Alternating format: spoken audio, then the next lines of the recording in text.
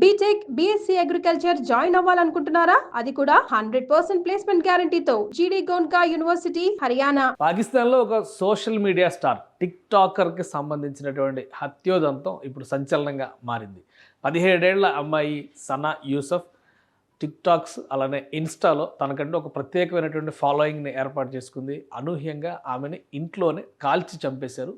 దీని వెనుక మొదట కొన్ని రకాల అనుమానాలు వచ్చినాయి. ఎందుకంటే ఆమె పాకిస్తాన్లో మహిళల హక్కుల గురించి మాట్లాడుతుంది అనేటువంటి ప్రస్తావన జరిగింది.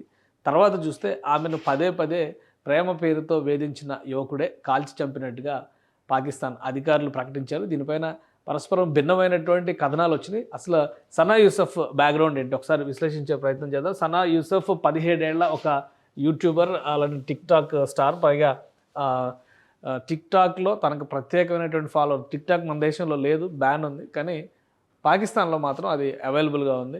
సో దాంతోపాటు ఇన్స్టాలో కూడా 5 లక్షల మంది పైగా ఫాలోవర్స్, టిక్ టాక్లో అయితే 1 మిలియన్ ఫాలోవర్స్ ఉన్నటువంటి పర్సన్ ఈమె. 17 ఏళ్ల వయసు అయినప్పటికి కూడా ఈ టిక్ టాక్లు చేయడం ద్వారా పాపులర్.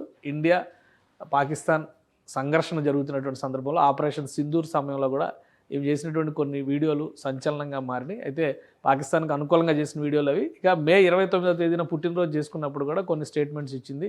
ఈసారి పుట్టినరోజు ఢిల్లీలో చేసుకుందాం, తాజ్మహల్ దగ్గర చేసుకుందాం, ఇలా కొన్ని వివాదాస్పదమైనటువంటి కామెంట్స్ కూడా చేసింది. అయితే అనూహ్యంగా ఆమె మరణించింది అనేటువంటి వార్త మాత్రం పాకిస్తాన్లో ఒక సంచలనమైన అంశమైంది. జాతీయ అంతర్జాతీయ మీడియా కథనాలు కూడా వచ్చినాయి. ఇది USA టుడేలో వచ్చినటువంటి రిపోర్ట్ ప్రకారం చూస్తే tiktoker Sana Yousuf shot dead, man arrested in case of repeated rejections.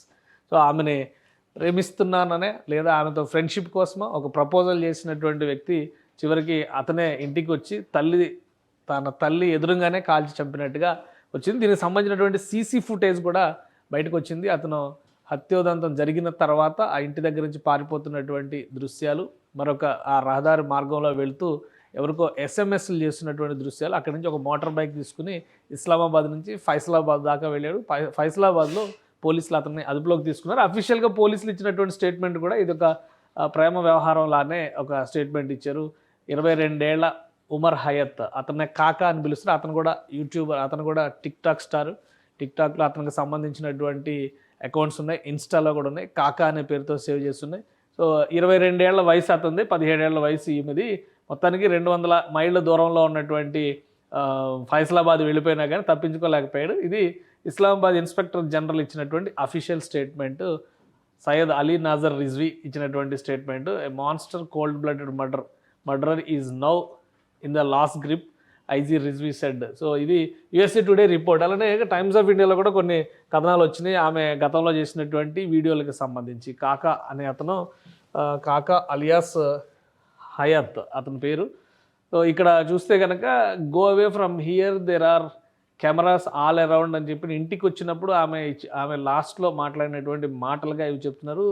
ఈ హయత్ అనే అతను దూరపు బంధువు కూడా అవుతాడు. సో ఆ చనువుతోనే ఇంటికి కలవడానికి వచ్చినట్టుగా అతను ఎంటర్ అయ్యాడు.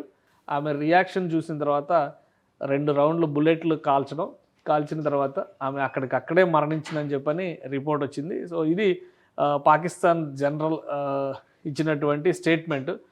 ఎవరు ఈ సనా యూసఫ్ అనే దానికి సంబంధించిన బ్యాక్గ్రౌండ్ కూడా ఇందులో ఉంది. సో ఫైసలాబాద్లో మొత్తానికి 24 గంటల లోపే అతన్ని అదుపులోకి తీసుకున్నారు. అతనికి సంబంధించినటువంటి వివరాలు కూడా సేకరిస్తున్నారు. 10వ తరగతి కూడా, అంటే అక్కడ ఉన్నటువంటి స్టేటస్లో మెట్రికులేషన్ కూడా కంప్లీట్ చేశారా లేదా అనేటువంటి అనుమానాలు ఉన్నాయి. బట్ ఈ సోషల్ మీడియా ఇన్ఫ్లుయెన్స్లో పడి పెళ్లి పేరుతోనో ప్రేమ పేరుతోనో ఆమెను చాలా కాలంగా వేధిస్తున్నట్టుగా కూడా చెప్తున్నారు.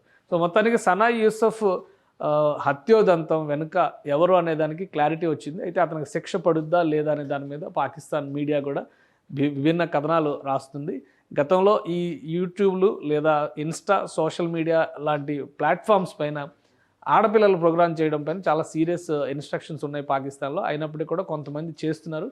చేసిన సందర్భంలో ఇలాంటి రియాక్షన్స్ వస్తే అవి వ్యక్తిగతంగా జరుగుతున్న దాడుల కింద చూడాలా లేదా వేరే వ్యవహారాలుగా చూడాలనేటువంటి సందేహాలు అయితే వస్తున్నాయి. మొత్తం మీద సనా యూసఫ్ అయితే ఈసారి మే 29th అంటే ఆమె పుట్టినరోజు చేసుకున్నటువంటి 2-3 రోజుల్లోనే తుదిశ్వాస విడిచినటువంటి పరిస్థితి. ఇప్పుడు ఈ కేసుని చాలా సీరియస్గా కన్సిడర్ చేయాలి. దీని వెనక ఉన్న వాస్తవాలని తెలియజెప్పాల్సిన అవసరం ఉందంటూ మహిళా హక్కుల నేతలు పాకిస్తాన్లో నినదిస్తున్నారు.